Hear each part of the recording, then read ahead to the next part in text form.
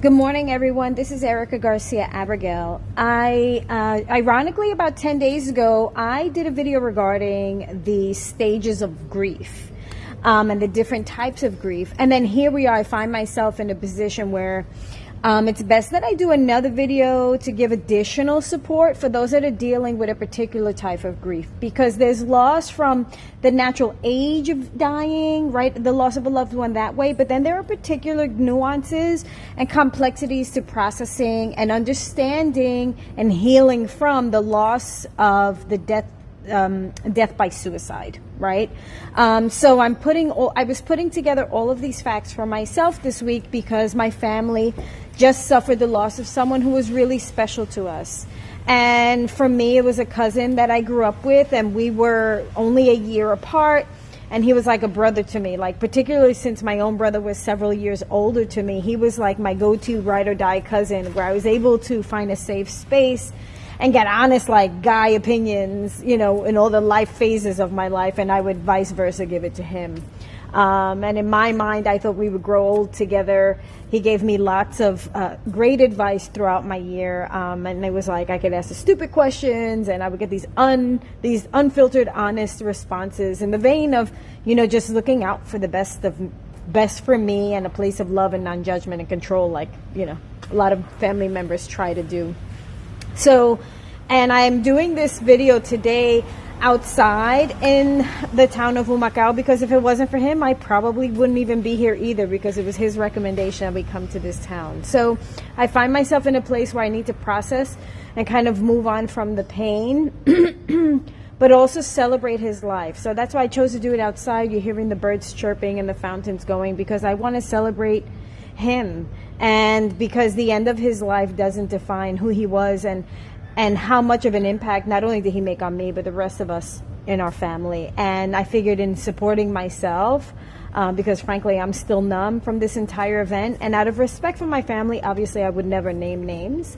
But this is my way of paying it forward so that no other family has to go through this type of pain, you know. So I've been holding space for many family members, and everyone, I realize, is at different stages of the grief, and so many of us grieve in different ways.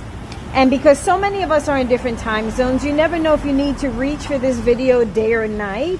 But I want you to come from a place of understanding that emotionally there are steps that you can get through, and we can heal from this. So that was my goal. This is my suicide support grief video. And it is so that you understand that I am now in the same place where I know your pain. And that's it. So let's begin. So where do I want to start? I want to start with understanding grief after suicide, because, you know, you're probably sitting in that space where, shit, I just found out about this. And now I have to acknowledge, like, whoa, this death feels different. I never expected it. And the complexities of suicide grief are really layered with, like, denial and confusion. And then you sit with, like, but I just spoke to them. I just saw them. I knew they were struggling with XYZ, but I didn't realize that they were feeling that overwhelmed. How did I miss the signs? And then you start blaming yourself. And then mentally you start going into, like, guilt and anger. And then the deep sorrow hits, right? So know and understand that these are common psychological burdens that us as survivors do face. And family and friends will always carry this. So know that you're not alone. And that we really need to recognize the unique nature of this loss. Because we all know that death by suicide is often planned. And it leaves us with so many unanswered questions. And to us, the person was perfectly healthy to us, and everyone has a reason to live, and we can't understand what would bring them to feel this way, or that this was the only way out. And that is the part of the psychological burdens that we will always carry, but we will often hope that at least they left a note for us and give us some answers to the why, or confirmation for their love for us. And we just have to accept that some of us will never get those questions. Some will not leave notes. Some do, some don't.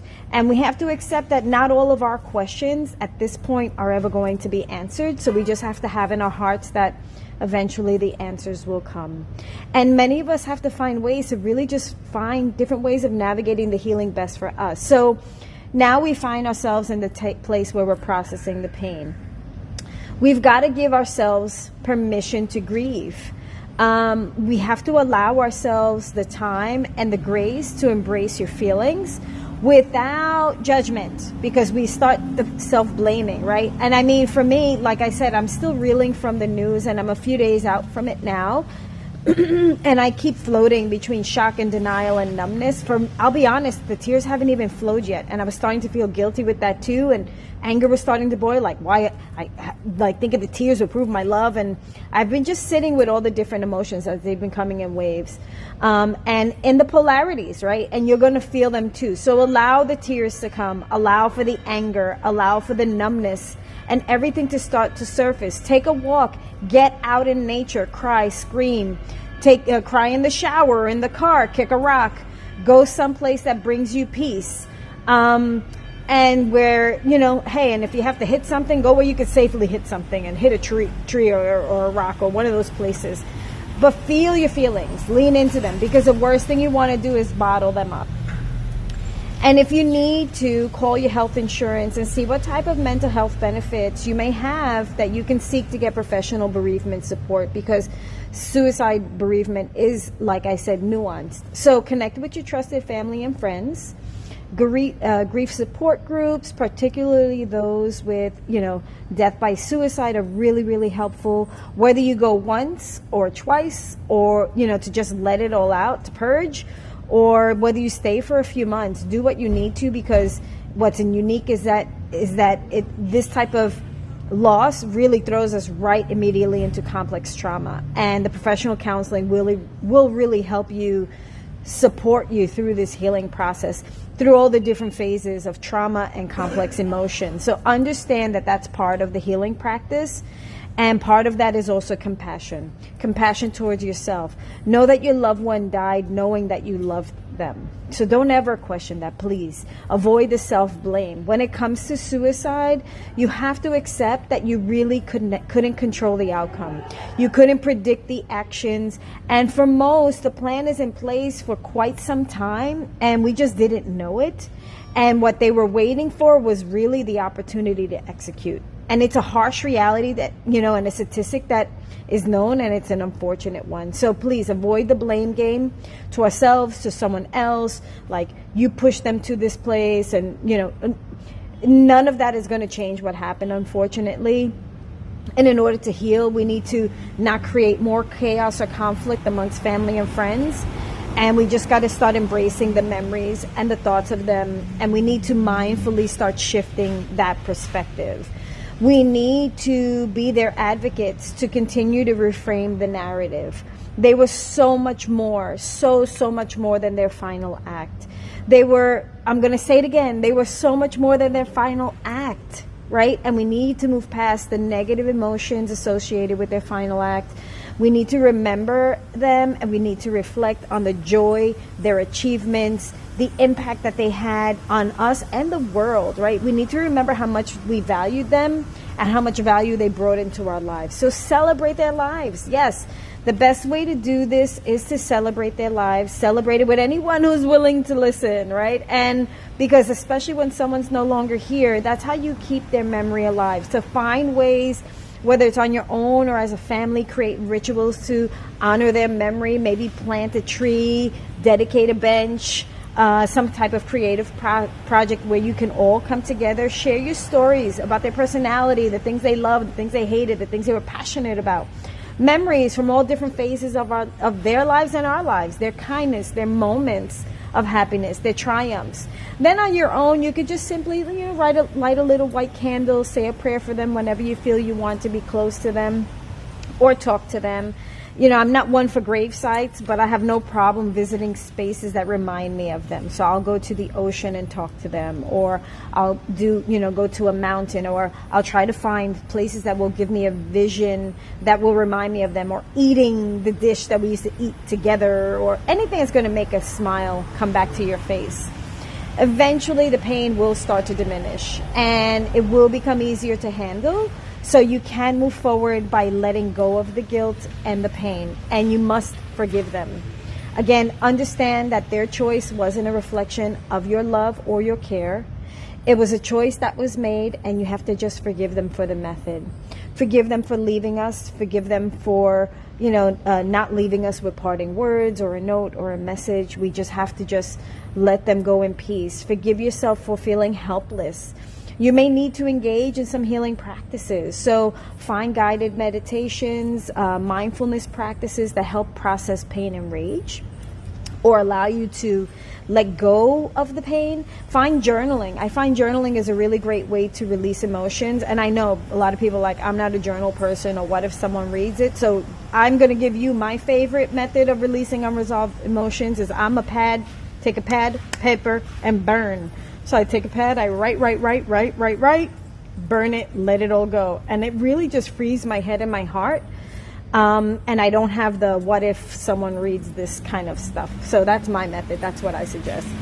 I also believe once we forgive, we can move into a new relationship with them, right? And it's a relationship with their memory. So obviously, we're not going to be able to create any more new memories.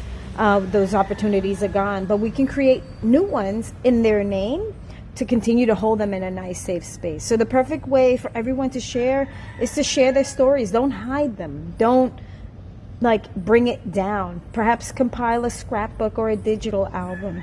Maybe everyone writes a letter to them expressing their love and gratitude, and we put it someplace so when someone needs it, they can revisit it for them. Really comfort their children, because those are the ones that lose all of the memories, and you're the gatekeepers, right? And turn your pain into purpose. Go to mental health support places. Do suicide prevention initiatives. Show off your ribbons. Show off your tattoos. Perhaps raise money for the local chapter.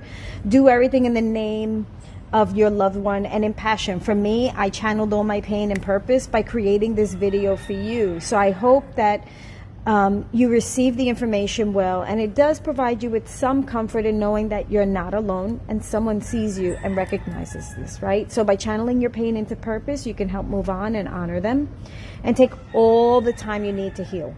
Healing is not linear. So just aim to embrace living life again, right? You may need to modify your work schedule for a week or 2 or 3 or 5, I don't know, right? While you're dealing with the final resting arrangements and family and all the in-betweens, reconnect with your hobbies, reconnect with nature and your passions. That's why I purposely chose, with all the noise, to create this video, because it's a healthy way to just reconnect with life again without moving towards alcohol and substance abuse, right? So reignite your meaning back into your own life journey, because sometimes the shock honestly reminds you to be grateful for what you do have, and reminds us also how fragile life is and how our life can change at a moment's notice. So stay connected with your support systems. Lean on your community when your feelings start to resurface. Know that you are not a bother to anyone. Loss is loss, grief is grief. And know that everyone will appreciate you actually coming to them so that they can support you. And you can also create remembrance experiences so that this way everyone can gather. And you will find in time you will recognize the signs of healing, because you'll be able to remember them without punishing yourself. You'll be able to have a beautiful memory, and the grief won't overwhelm you. And that comes with its own terms, and you deserve to have a place where you can just let the stuff linger, but also heal through it, acknowledge, and you'll gain the ability eventually to smile at the memories. And when you're able to do that, it starts to feel nice. And you also get a renewed focus on not only their life, but yours, and how you can just move on in the future. Know that you have more support than you realize, right? So common resources of support are like crisis hotlines, mental health professionals, your friends, your family, grief counseling services. There's some books, there's some podcasts, get guided meditations, online forums, anything that feels good to you in that moment, right? You're not stuck in one. So I hope this video was very informative and provided you with a little bit of a healing map on what your journey will look like. And know that this journey doesn't erase the loss, but it could transform the pain into a space of healing, love, and enduring remembrance. And I offer each and every one of you my sincerest condolences as you heal from the passing of a loved one, just as I am doing and the rest of my family. So stay blessed. Be kind to yourself, especially now. And until the next time, I offer you peace and tranquility. Bye-bye.